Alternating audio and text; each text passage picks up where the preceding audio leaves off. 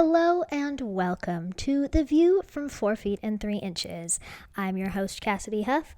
I am a white woman, and today I am wearing a black off-the-shoulder t-shirt, I guess, that says Hollywood, with a black sports bra underneath. My blonde hair, my shoulder-length blonde hair is down. I'm wearing my black glasses. I am sitting on a gray couch with a gold and green pillow behind me. And I have my lovely friend Annie on the show with me. Annie, would you like to introduce yourself? Tell us, a visual description real quick. Hello, my name is Annie. I have pink hair, about medium length. I have a gold shimmering septum ring. Love it. Yes. I'm wearing a hat that is black with gold writing that says Franco, which is my partner's last name. Oh, that's so cute. Repping my love. A striped t-shirt with a nice little knot right underneath my sternum, just to peek my tattoo that is just coming out of a little butterfly. And I've got several other foliage tattoos on my arms. Yeah, good That's job. my first time doing that, y'all. Yeah, that was really good. Thank you. Sometimes people really overdo it. And I'm like, okay, Yeah. I've been don't. observing that practice for accessibility, and I would really like to start implementing that in my own content creation. That's smart. So I'm learning from you. Thank you so much. Well, thank you. So Annie is the first, well, I don't want to say first because actually the majority of my guests are not disabled because they're all in my family.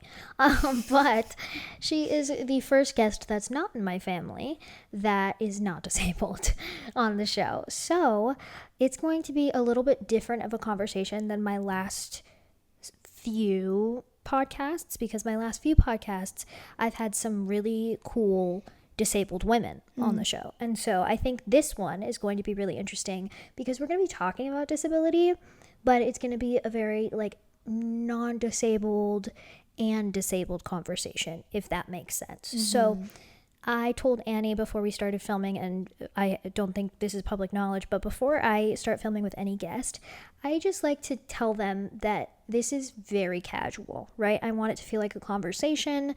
I want it to be super conversational, and I don't have any script. I don't have any scripted questions ahead of time planned because I think that the majority of conversations that need to happen arise naturally. And I really believe in casually and kindly educating. So today we're going to be talking about disability in general and just kind of see where it goes from here. So Annie, do you want to tell us a little bit about your experience with disability prior to the last, month and a half? Prior to Me. prior to seeing you multiple times a week? Yep. Yes, I suppose it has been small. I suppose in the last year or so, I've made a handful of friends that identify as disabled. But of course, like many people are throughout my life and childhood, and exposure was decent, I would say, not sheltered in any way from disabled folks. I don't know. I think that it really ties to my training in yoga and fitness. I am a fitness professional and a yoga teacher, which is essentially how Cassidy and I met. Yeah, basically. I became much more aware of the disabled community because it came up in my training of specific cueing that you use in teaching a group class. Because when you're teaching a group class, you have many different bodies in a room and many different capabilities and varying anatomy. And I think that the industry is coming a long way in correcting common cues and language that is exclusive to one type of body. And so that really started opening my mind. For example, when I was training as a yoga teacher, this was 4 years ago, My teachers, they are lovely and loving humans. They were like, it is a common cue for teachers to say, now press into all 10 toes. And they said to our class, what if somebody in the room doesn't have 10 toes? Or any toes. Or any toes. Yeah. And why are we getting so specific? Which, I mean, it feels counterintuitive because you want to get very specific when you're giving body cues. Right. Like drawing your belly button into your spine to contract your core. There's a very common cue. But I think my teachers did a really good job in just opening that conversation, which then opened just my awareness of the people around me, and that disability isn't always seen. Right. That's really interesting. Yeah. And so I'm really grateful to have landed there and like not knowing. Maybe you appear as an able-bodied person, but to never ever make that assumption. Right. Yeah. Yeah, I agree. So I think immediately, just because I know myself and I know the majority of the community, as soon as you said, my training in fitness, I just felt the collective of, Yeah. because fitness with disability is it's such an interesting topic, because usually people either believe that disabled people can't be fit, that's not possible, or there's the assumption that disabled people are just lazy. Or I roll. Annie rolls her eyes. or there's an assumption that from disabled people that buy into the ableist assumption that like, oh, well, I can't be fit. Yeah. So I was wondering if you could go into a little more detail about like what you believe fitness to be, whether generally or for yourself, or maybe a combination of the two. I feel you on the as soon as the word kind of comes out, because I don't enjoy the word fitness. Yeah. Nor do I enjoy the word workout.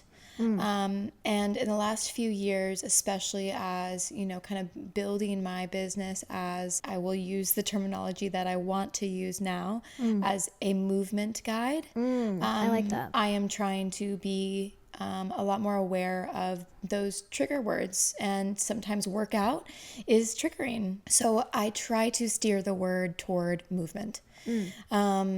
And whatever that looks like for your body. I think, back to your question, what does fitness mean? I don't think it means being fit, because that means something different for every single person. Right. Does it mean being fit to live day to day? Does it mean does it mean being fit to, carry out a task? Like it is so a blanket statement. And so I think when I use the word fitness, I imagine a simple dedication to a practice of embodiment. And what I mean by that is acknowledging that you are in the body that you are in. That can be hard for a lot of people in the disabled community, reckoning with and accepting the body that they're existing in, because it feels unfair. You can see tears coming to my eyes. Yeah. And so I think when I think of fitness, I want to simply encourage every person to practice embodiment and coming into your body and what feels good in that day. It doesn't mean lifting weights every day.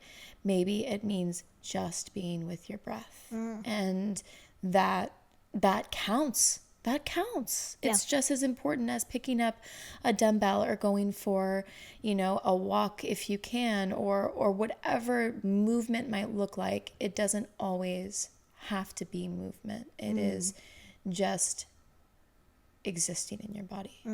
Yeah. That's really powerful. I think that for me specifically, I was really afraid of movement for a really long time until I got into dance, and I realized that kind of movement, not the intensity of it, but that kind of stretching movement and fluidity, especially paired with music for me, was really healing for my body, and was also very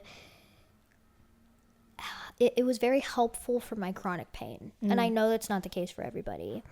And I've just found that that's, what works for me. Annie is my personal trainer, that we see each other twice a week at least, most of the time, more than that. We see each other twice a week for at least an hour a day. And she tailors workouts directly for me. So she tailors movement that feels good in my body, and a lot of the time, like we will say all the time, it's just an experiment. It's just an experiment, because that's what it is. It's experimentation. And so I think for me, finding somebody who is able to work with me and able to understand that like my body works differently and my anatomy is very different than a lot of other people's. And so like even today during our movement session, she was like, oh, that doesn't work. Okay, let's pivot. Let's figure out what does work, And so I think that's really, really important. And if you don't have that kind of person in your life, because I understand a lot of people don't, it's finding that within yourself, whether that's watching YouTube videos and learning how to adapt, whether that's, like Annie said, working on your breath once a day, like being with yourself, figuring out what works best for you, what feels good for you and your body. And that's going to look very different for disabled people. It's not going to look like the Instagram gym workout that you see on your explore page. Like, this is just not how it's going to look. Yeah. So I think for me, I've personally had to shift my mindset to being like, okay, me working out, it doesn't have to be in the gym 5 days a week. Yeah. It doesn't have to look like me eating a certain way because I saw an Instagram or TikTok influencer do it. Yeah. It looks different for me because everything looks different for me. Yeah. And so I think that's really interesting. Could you talk about why you got into fitness, why this started for you? Because I think it started because of a disability. Yes, I suppose you could say so. I think so. I think I know you don't identify as disabled, but I'm going to go out on a limb and say that you do have a disability. Yeah, so the assumption that is often placed on me as a personal trainer, and I present as physically fit at this moment in my life. That is not my experience, but a lot of people are like, oh, you grew up in sports, you were an athlete all through high school, you probably studied it in college, and here you are building your business. Because that's, the route of a lot of personal trainers. But I was not the most coordinated teenager, child. I loved being active, but my parents weren't very active. It just wasn't our jam. Yeah. We didn't really play sports. I mean, I played sports here and there, but never avid sport player. Yeah. You didn't dance for 12 years. No, that's not. I wasn't a gymnast. Those are not things that led me to yoga or fitness. So in my junior year of high school, I started having a lot of pain in my feet and knees, and it just seemed really peculiar. And my mom has experienced a lot of medical trauma in her life, one being the birth of moi. And so she was really quick to get us checked out. Oh, that's weird. Let's go see about it. Yeah. Which I'm really, really grateful to her for, and grateful for her listening to me and believing me for the most part. It's important. It's really important. And if you're listening and you don't have that support, just be your own advocate. If something feels off, you know your body more than anybody else. Thankfully, my mom believed me and was just like, okay, let's go see a physical therapist. It's covered, yeah. And so I was seeing a physical therapist just to target this pain. And, I was decently healthy. I was maybe not at the healthiest weight, but for your body. But yeah. For my body, I was given some tips and stuff, and obviously came up in a very toxic culture. Sure. That tips, if we can call it that. Yes, my mom believed me, but did she bring me to Weight Watchers? Yes, she did. I was 13 years old. Oh my God. And that's where I learned how to count. But we can get to that at a different time. So I was seeing a physical therapist. I was seeing her for probably months, and she was putting things on my low back and trying to find the source of this pain. Pain eventually turned to numbness of feet. Oh, cute. Yeah, just like losing feeling in my feet. I love that. Okay. And then one day my physical therapist was like, don't freak out. I think I was 17 at the time. She's like, great thing to say to a 17-year-old. Yeah, don't cool, freak right? Out. I'm cool, going to right? freak out. Yeah. So. She's like, don't freak out, but I'm going to order an MRI of your brain. And I was like, okay. Like, I literally, that sounds fun. I didn't think anything of it. And so, sure enough, I went and got an MRI of my brain. And the very next day, the hospital called my mom and said something is wrong. I come from a very rural town in Minnesota. The small hospital gave me this imaging, and they literally said, we have never seen this before. We don't know what is going on. All of the disabled people who are listening to this just went, Yes, honey. So we're going to send you to a neurologist down in Minneapolis. Okay. So we go, and essentially I had a rare malformation called Chiari-1 malformation, often found in infants. Yeah. It's not life-threatening. It's not a big operation. It's totally, usually pretty normal.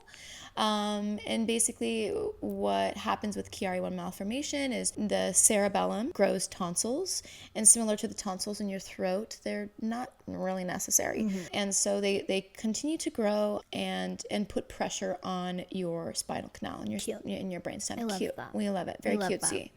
Not demure at all. Not demure. Upon reviewing my imaging, we find that mine should have been caught earlier. Like in infancy. Probably. Right. So it was quite advanced. So the tonsils had grown all the way through my spinal canal and down, and putting a lot of constriction on my spinal cord, which makes sense for, the numbness, the pain, the weirdness, the dizziness. Oh yeah, I was getting really dizzy. I was just like, it's really weird to think back to that time, because I was just like, kind of like a sheep, just like, all right, you say something's yeah, like, okay, you say something's wrong, like, let's fix it, I guess. Get it taken care of. Yeah. I didn't really have fear or anxiety about it. Yeah.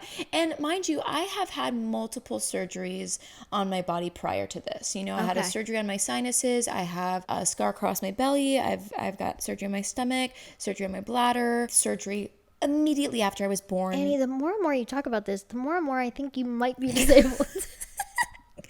Okay, maybe a little bit. You're like, I've only had 12 surgeries, but yes. I'm that's 30 less than me, but still. Still more than most. It's more than yes, more than most. Majority. Yeah. So, I wasn't afraid. I wasn't afraid of the surgery, and you were bring it on. Yeah, okay, cool. Cool. You want to cut my brain open?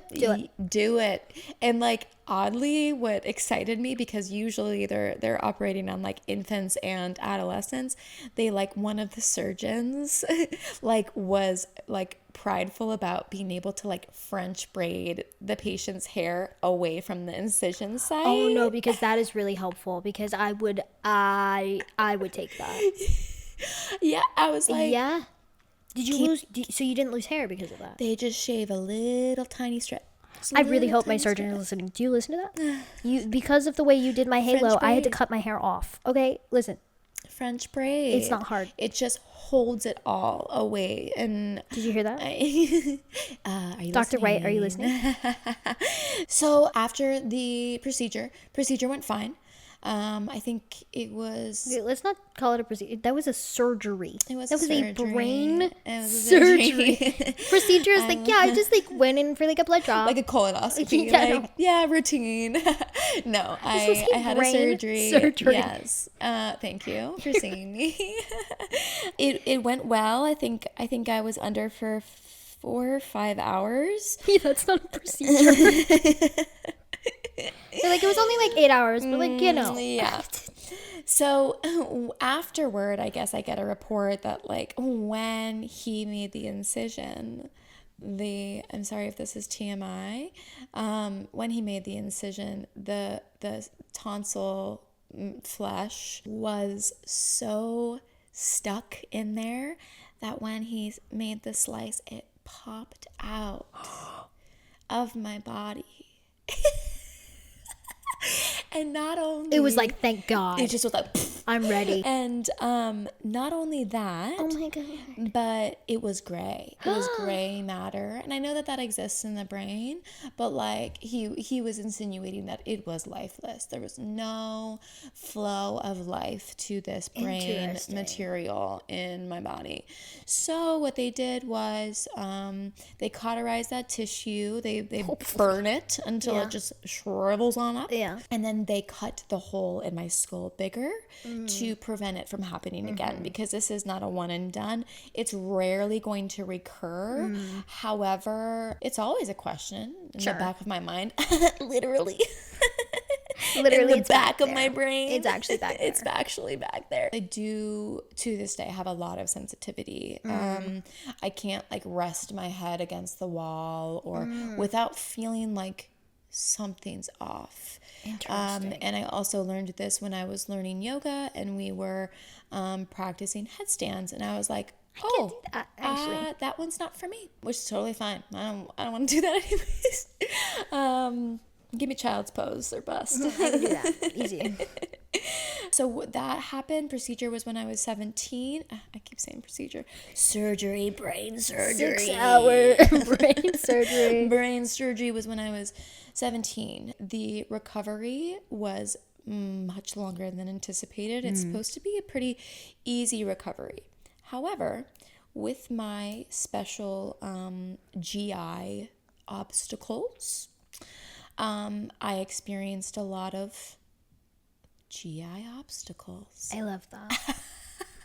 Congratulations. Thank you so much. Which resulted in unfortunate vomiting. And if you can imagine having 12 staples up the back of your neck and back of your head, and then retching, hurts. that pressure and momentum is not good. Not good for the incision site. So that really prolonged my healing journey. I would see so. Also, the biggest thing that really, really altered my course for healing and recovery was that we had it in November in Minnesota. It was cold. Yeah. What happens to muscles when it's cold? They get tight. They get really tight and they constrict, and they don't want to necessarily fuse back together and work together anymore. Interesting. So I am still teaching the muscles in the back of my neck how to work together. Shout out to Dr. George Arvizu in Sherman Oaks, Los Angeles. He is Love my you, Dr. chiropractor, and he, I am now 32 years old, so we're well out from surgery, and he is still able to correct what was not corrected when it should have been. Wow. Yeah. So I received no physical therapy after the surgery. I love that. And was just like, okay, see ya. You're good to...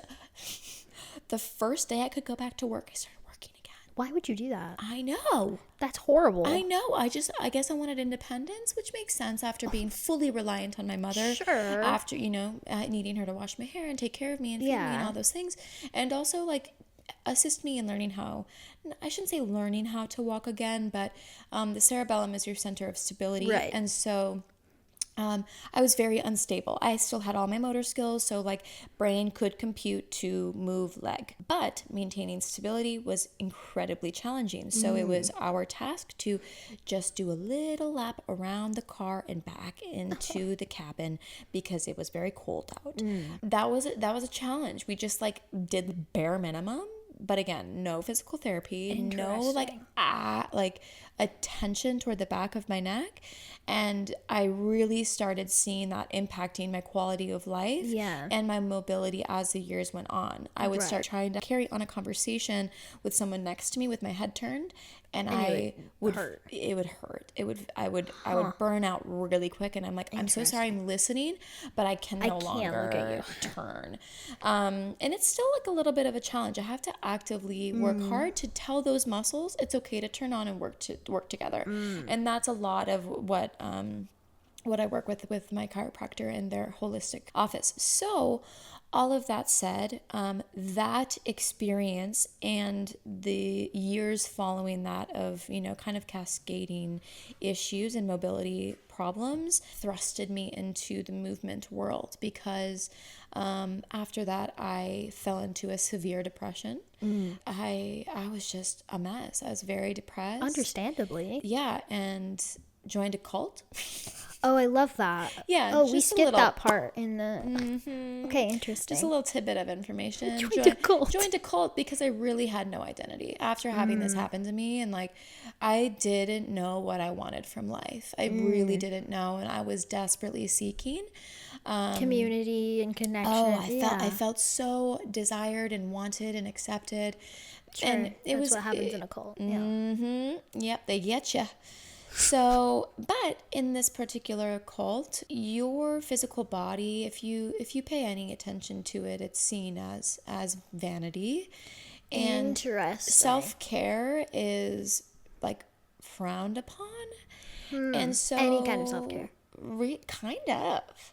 Interesting. Yeah. So I did not care for my body at all. And then that led me to some deep self-hatred. And to circle back to the whole Weight Watchers thing. Not the Weight Watchers thing. Yeah, it all comes back up if you don't heal. If you don't heal and you don't reckon. That's with any trauma. Right. If you don't feel it, you don't heal it. So I fell into some deep self-hatred, really did not care for myself, deeper depression, which led to other cascading problems. One being I had a very weak core, and for being a person with seemingly like normal anatomy and able-bodied, a weak core is still not a good thing, because it literally holds your spine and pelvis and two halves of your body together, speaking from my body and my anatomy. So after I left this cult, I became a nanny. And it's such a switch. It's such a switch.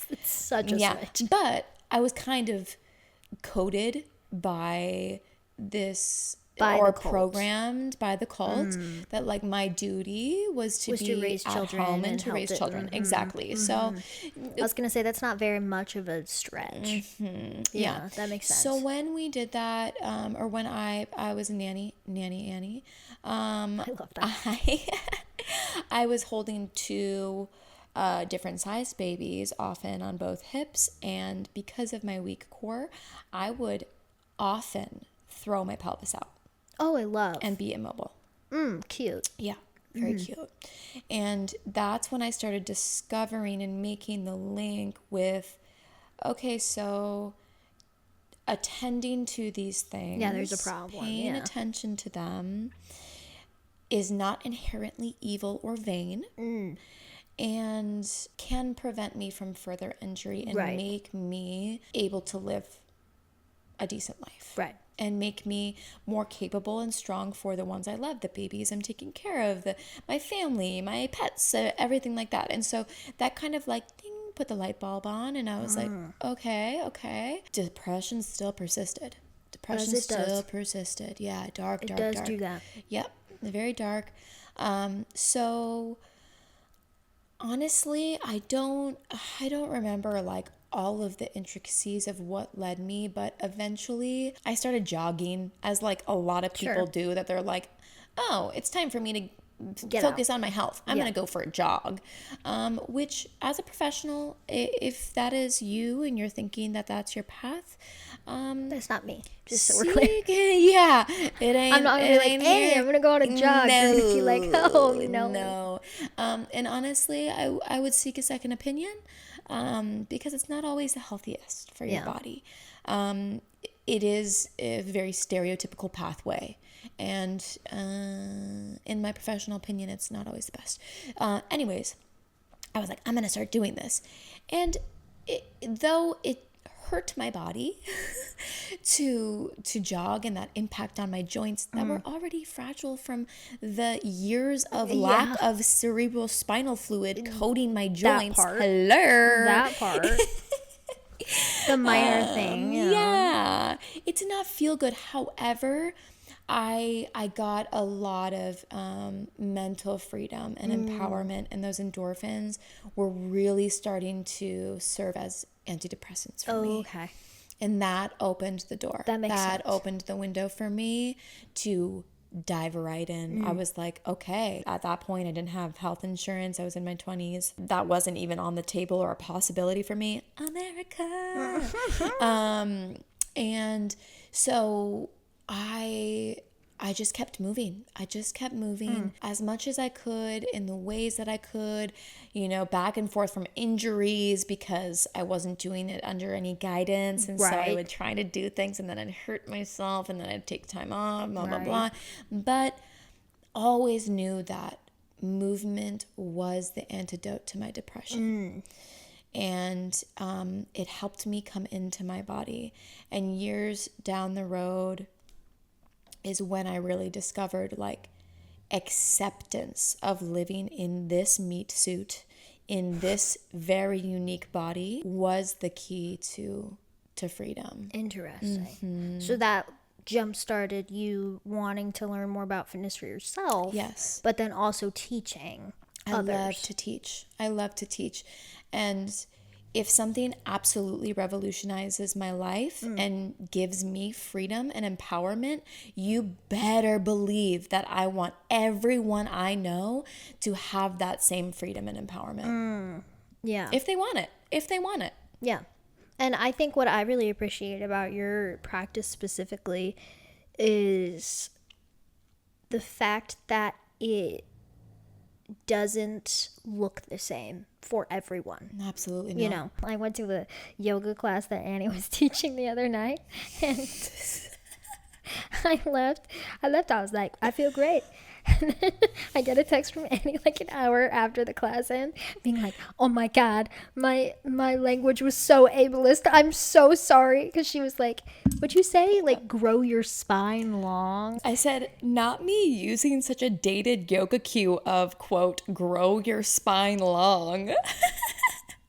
I immediately was like, OMG, literally 3 people that I know of in tonight's class with spinal fusions. And then I said, there's always room to grow and get better in inclusivity as a teacher. Agreed. And I'm so grateful to you keep learning and becoming better from you. Okay, poor grammar. But yeah, there's always room to grow. I try to remain teachable. Thank you for being such an educator. And I think that's why I could text you in that kind of silly way where I'm like, oh, thank God you just have so much grace for okay, people. Honestly, I didn't even realize. I didn't which is flattering. It went in one ear, not the other. I'm so truthfully. glad. I'm so glad. I don't want you to think I don't listen to you.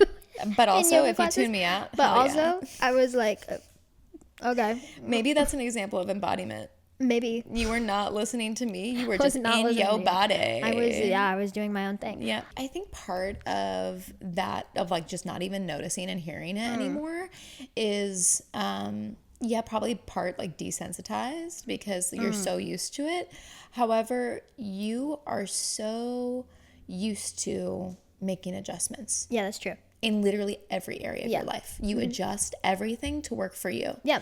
And so not only in your body, but also in just what you hear and perhaps translating it in your body, in your mind. So let's talk about what we were talking about this morning a little bit with I made a video. It's on my TikTok and Instagram and YouTube and whatever. Go watch it. But it's like a 2-minute video of my first pap smear experience. It wasn't amazing. It hurt. And I was down for the count for like yesterday. It happened 2 days ago. I was out all day yesterday. I was exhausted. It was not a fun time.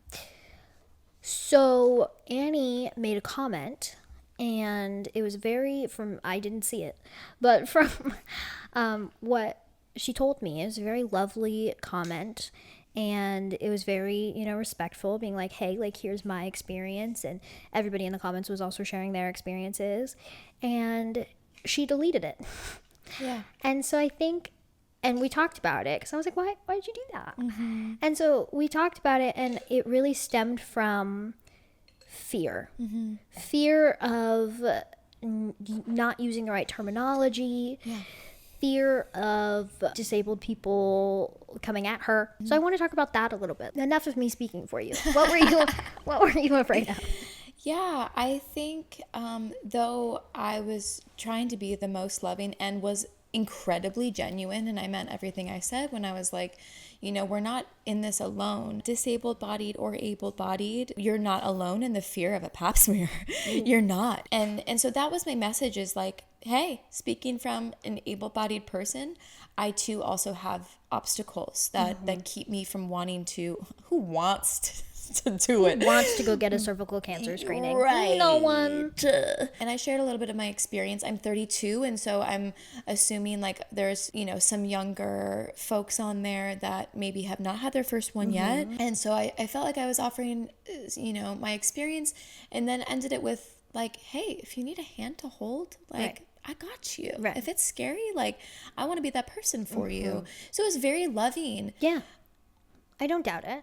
But I don't know what made me, like, there was no interaction on my comment of like, no one came at me or like corrected me. In fact, 2 followers liked it, and I hope that they felt seen and loved by it. But I just like, I was so afraid. And Cassie and I this morning talked about like, but if I kind of surrender to that fear, that closes the conversation. And it isolates the disabled community even more. Right. And that is the last thing I want. I want to be a part of the conversation, and I, of course, want to be educated. It's not for fear of being corrected. If I am saying something wrong or ableist or offensive, I would absolutely be open to correction. Like, that is not the fear. Right. So it's really weird to pinpoint the fear. And I think perhaps like I just felt maybe a little self-conscious that my voice doesn't matter as much in that conversation, and I wanted to leave it to your community. But again, that's isolating, and that's closing the conversation. Right. So perhaps I make the comment again, but yeah. Yeah. Weird. And I also don't want it to come off like I'm shaming Annie for like deleting the comment. No. I confessed. You probably wouldn't. I didn't see it. Yeah, you probably wouldn't have even known. I didn't. But I wouldn't came have into known. Cassidy's place today, and I was like, I'm so sorry I deleted the comment. I was like, you told on yourself. You didn't even give me. Yeah. What do you mean? I know. Yeah, and so I think this is important to talk about, because a lot of non-disabled people are so afraid of talking about disability issues or anything regarding disability, because they're worried about offending someone, or using the wrong terminology. And I think that fear is valid. I think a little bit of healthy fear is good. Awareness. Yeah, awareness. Yeah. And knowing that you're stepping into a circle in which you're welcome, but at the same time you're unaware of the issues. You're not super educated on, what affects our community directly. and you don't live the experience that we do every day. Even if you are hella educated, Sure. that is very different from a lived Sure. experience. Yeah, my mom and I talk about this all the time. Like, she's very educated on disability sure. issues. She's very educated on my specific disability issues. We talk about disability issues and just her and my conversations all the time. But because she doesn't identify as disabled, even though she has several disabilities, that's a different discussion. Because of that, she doesn't understand the direct experience. She understands it a lot more than most because she went through every single surgery with me. She stayed every single night at the hospital with me throughout my 43 surgeries. You know, like, I talk to her every day.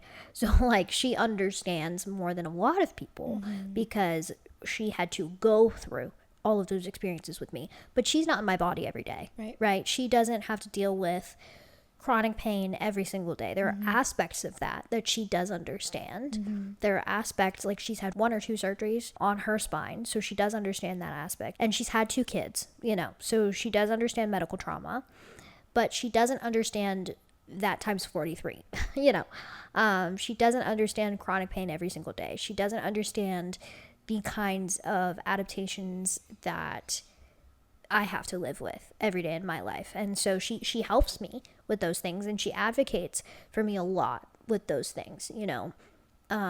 But there's no way of physically understanding unless you are in a disabled body. And the thing is that every single person is going to be in a disabled body at some point in their lifetime, whether that's because of age, whether that's because of an accident or illness, whatever it is, you will become disabled. So I think it's important to destigmatize disability, but not only destigmatize it, combat the fear and remove the fear component with education. Yeah. Because the only way that you are going to be not scared of something is to be educated about it, you know? And so although you can't understand my experience because you're not living in my body, you can still be sympathetic towards it, and you can still understand the ableist society that we live in and the physical barriers.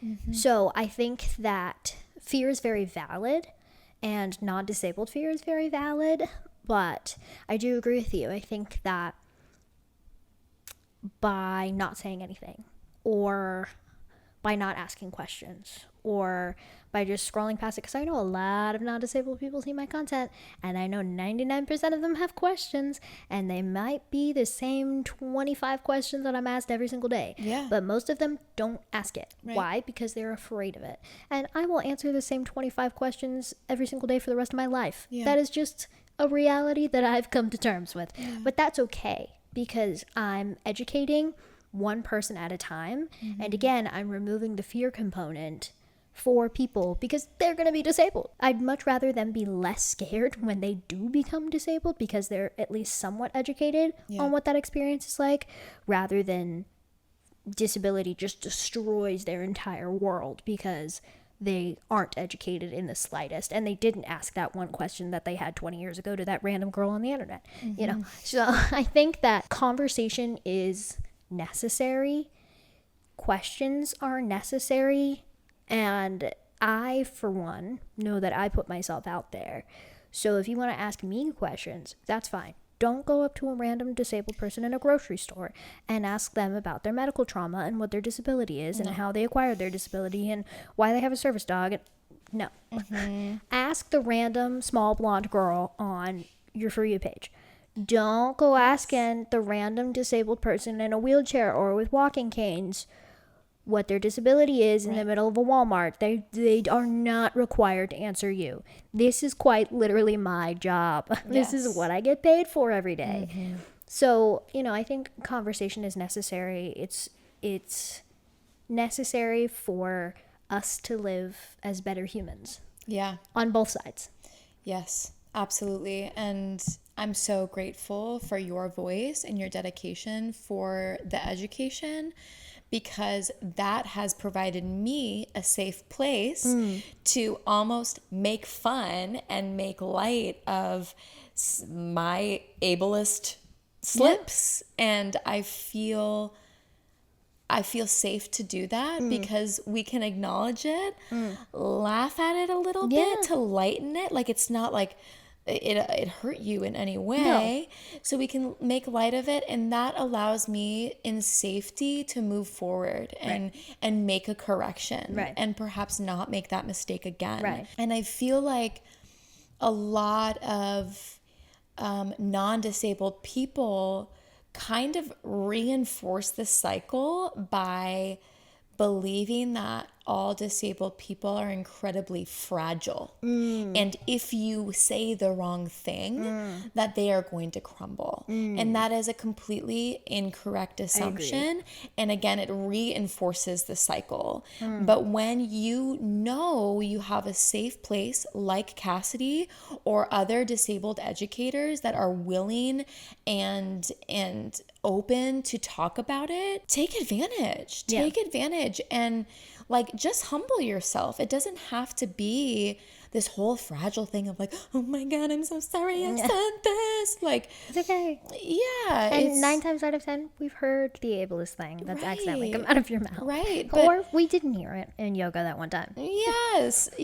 And like, I'm really just grateful for the safe place that you've given me to like really grow and become better in my language and the way I teach and awareness existing out in the world. Like seeing people parked terribly. Disabled spots. Oh, it makes me so mad. You're like, Cassidy. Just the awareness. Just the awareness. For my last question that I would love to ask you, I've been asking all the disabled women on this podcast what their advice is for younger disabled people, because my main demographic is usually 13 to 18 or 8, and sometimes they're my age, like 18 to 24-ish. Beautiful. But usually they're younger, and I know a lot of them have disabilities themselves, and I get constant questions about confidence and loving your disabled body and being able to grow that kind of relationship within yourself. And so I want to tweak my question a little bit because you don't identify as disabled. Right. My question is, what's your advice for anyone, that's younger? What do you wish that your younger self could hear from you now, knowing, your relationship with your body and your routine of loving your body and really showing your body the love that it deserves? That's a beautiful question. I have tattooed on my knuckles, my right hand knuckle says with, and my left hand knuckle says love. And I think that is the most valuable lesson I've learned so far in my life, is that anything you do for yourself or for anybody else should be rooted in love. And if you are approaching a conversation about your body or an internal conversation with yourself about your body that is anything other than love, it's not going to benefit you. It's hard. And again, I think fear is keeping me from just like speaking freely. I don't want anyone to feel excluded, but for example, I make it a promise to myself that if I am approaching a workout or a meal out of punishment or hatred for myself, like, oh, I don't like this about myself, I'm going to try and change it. I really believe that that energy has a lot of power, and it is being sown into your actions. Right.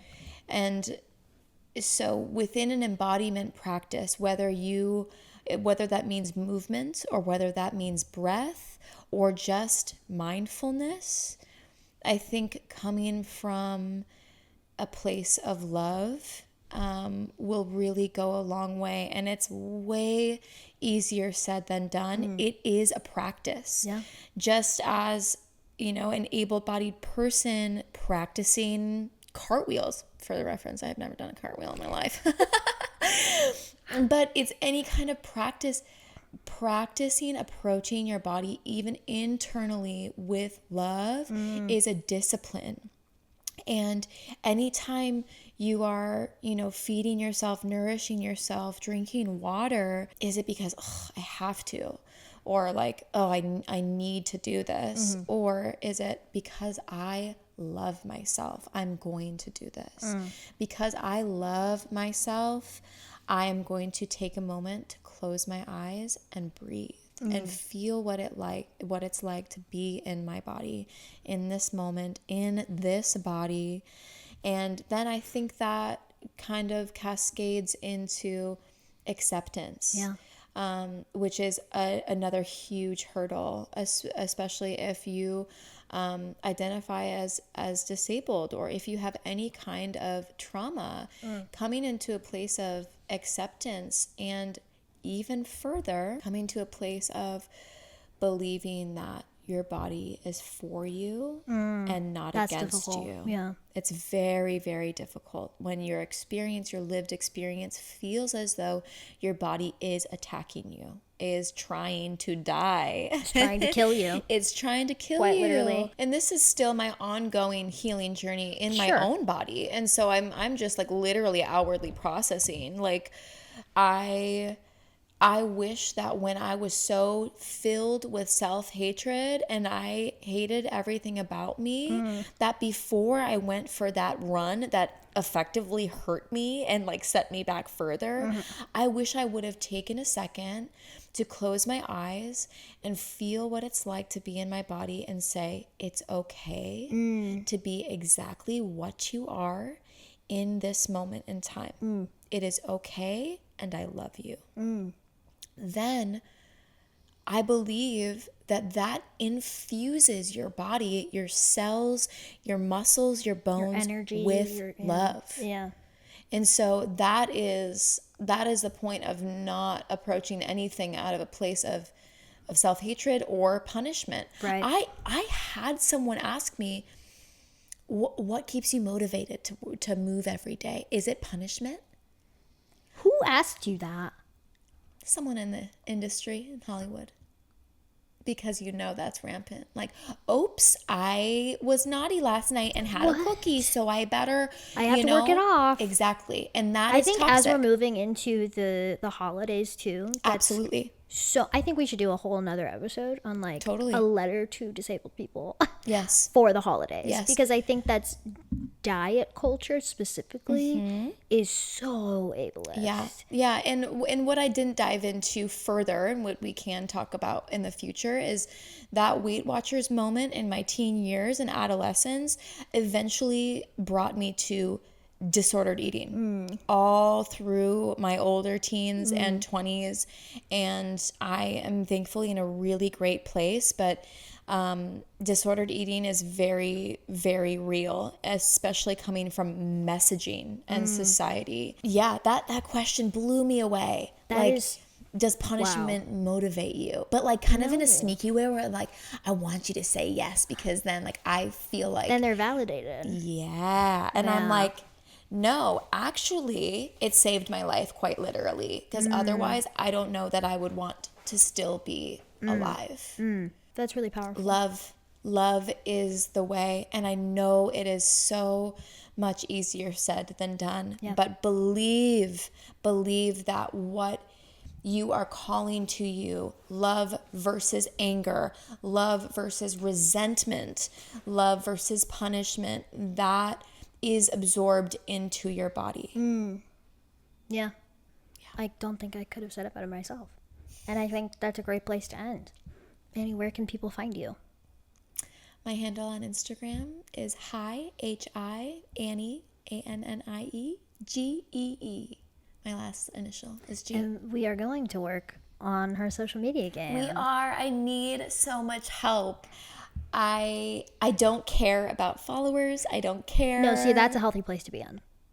That really is. True. It's a very healthy place to be in. I just want to talk to you. I want to talk to you. Yeah. I'm not posting questions on there because like I'm trying to get engagement. I literally care. Yeah. That's true, she does. I do. I want to connect. And if you want to be my friend, I literally want to be your friend. So I love that. yes. Well, thank you so much for joining. Thank you for being so vulnerable with not only me, but my audience and so my listeners. I'm so honored and grateful. Anytime you truly. want to come on the show, please let me know. Okay, try to get rid of me. You're going to be like, can I be on this week? Yes. Yeah, I really, really think this conversation is super beneficial for not only me, but a lot of my audience and a lot of our ableist society that we live in. Definitely. So, thank you so much for watching this episode of The View from 4 Feet and 3 Inches. I'm your host, Cassidy Huff. Please make sure to like, subscribe, comment, give me a 5-star rating depending on where you're watching. Make sure to follow me on my other social media because I do post on TikTok, Instagram Reels, Facebook Reels, and YouTube Shorts every single day. I have a YouTube vlog that comes out every Wednesday and a podcast episode for The View from 4 Feet and 3 Inches that comes out every Sunday. Thank you so much for watching, and I will see you next time. Bye. Bye. Thank you.